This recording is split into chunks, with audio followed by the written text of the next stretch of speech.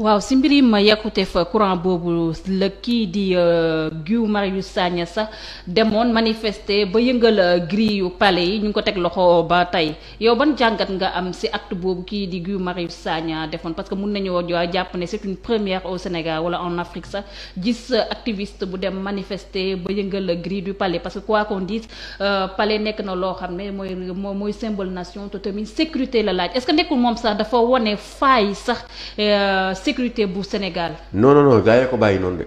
ah gaa yee ko bàyyi. pour mënoon ko téye. dañ ko bàyyi mu dem ba si grille bi. kon loolu piège la woon. piège la dañ ko piégé. noo may wax nii. man maa la wax lii. sérieux. dañ ko piégé xam nga tey bu fekkee da nga nekk acteur boo xamante ni da nga nekk acteur principal. comme moom dañ koo soxla woon di loon ko wootal. dañ ko soxla wootal ko mu ñëwal boppam. donc il n'a pas été intelligent. waaw c'est-à-dire c'est ça le fond du problème. Okay. C'est-à-dire parfois bu fekkee da nga xam ne yow da nga nekk un élément déterminant ci ay xeex yoo xamante ne c'est des combats légitimes. parce que man kay jaaxal na ma dina nee naa sécurité kii Sénégal mu kii boo nekkee jeune si réew. xanaa jeune du gaaw a dee. déedéet. waaw bu fekkee ne yow da nga nekk xamante ni sa askan dala soxla. ci xeex yu bëri da nga bokk si ñi koy porté. bul def bul gaawantu def loo xamante ni dañ la siy téye parce que ñi ñee la soxla. donc lépp looy def na nga ko def ak intelligence moom gars yi dañ ko bàyyi ñoom ñoo ko tey bàyyi ko mu dem ba taxaw si grille bi. ok ba téye ko nag. man kay jaaxal ñu jël motif li tax ñu téye Guy Marius Sagna. te loolu moom kenn mënu see. non c'est-à-dire que noonu lañ ko def. bien que liñ ko def du yoon.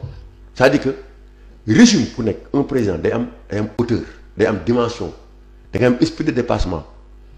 donc mun neen wax ne Guy Marius il dérange. ba non mais bien sûr qu'il dérange parce que li muy def nii neexul nguur gi. déjà ak gën na des fois bu ñu gisee kii di Ousmane Sonko bu organisé day nekk ci wet bi ak déjà moom njiitum France dégage. waaw ak di loon xeex lii di France CFA ak yëpp. waaw mais moom laa lay wax dama ne.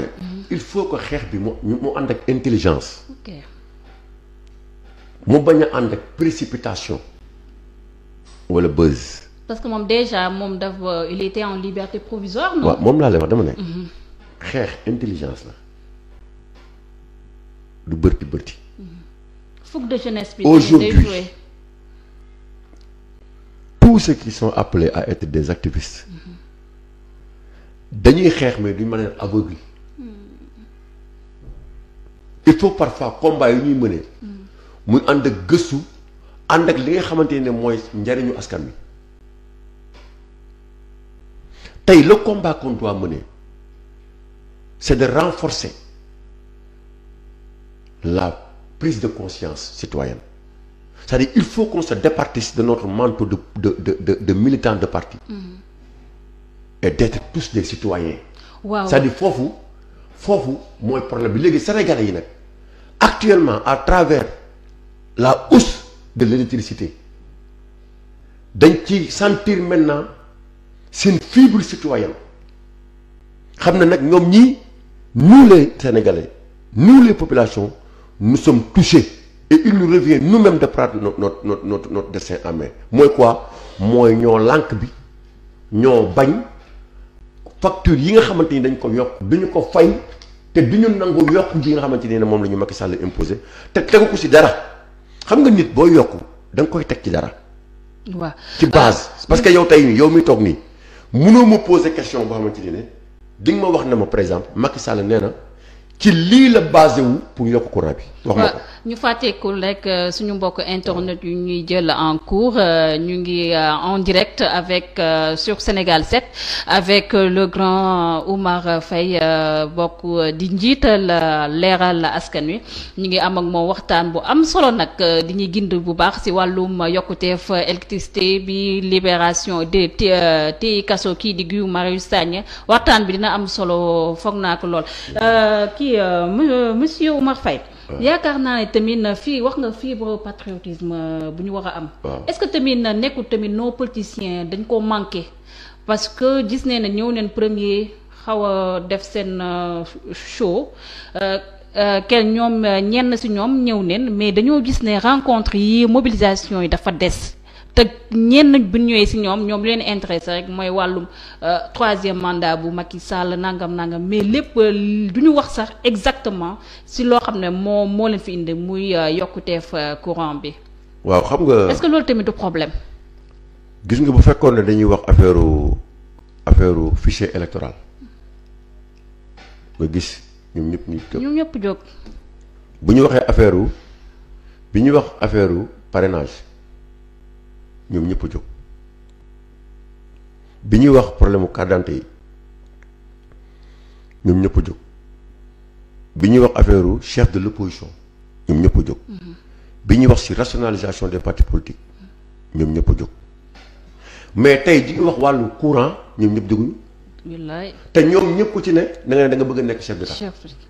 est-ce que ñoom seen politique bi ñoom wekkuñ ko ci élection ak falum njiitu. mais c'est-à-dire que loolu la Macky réussir. et c'est ça le problème. dafa am deal day direct comme day indirect. deal bi nu mu indirecté noonu. c'est-à-dire que deal bi. mooy même sur les candidats. Macky day créer ses propres candidats.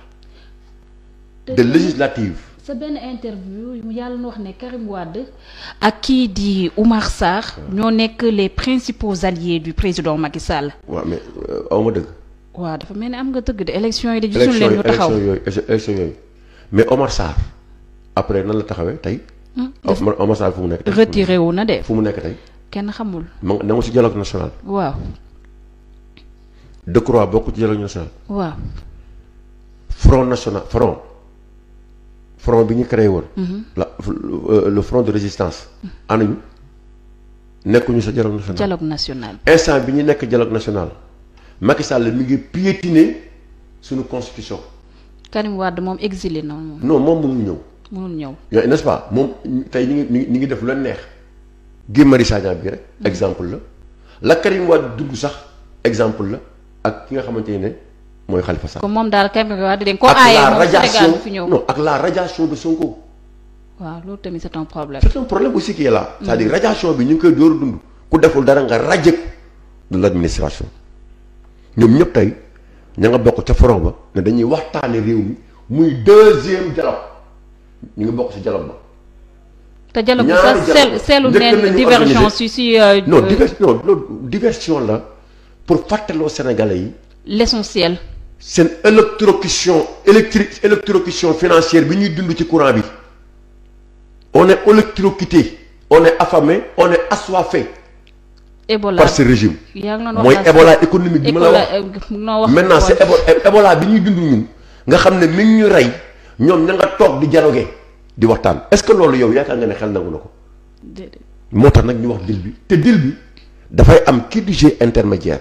day nekk un élément de l'opposition un jour viendra les gens vont le dire maa ngi wax de yow ki nga xamante ni ne mooy taxaw yaakaar ne leaderu opposant la fekk entre Macky Sall ak opposant yow yaa nekk ci diggante bi di dox pour diviser boo yaakaar ne nit ñi xamuñu la te trompe te boo bàyyiwul li nga def nañ la démasqué te ki may waxal xam na bopp. te ñoom ils avancent à visage couvert. non mais non c'est noonu dañuy sol benn manteau. waaw bi nekkee ci plateau télé yi di. kenn amul fit actuellement fi ma lay wax nii. ku ñëw mën a def déclaration je te parle des partis ñi nga xam ne dañu leen xam. wala les leaders yi ñu war a xam. kenn du ci def communiqué appel à une mobilisation de tes militants. kon dafa mel ni lu loon Yérim di wax gars yi di koy sànni xeer dafa mel ni yaa ngi koy jox raison de. lu mu wax.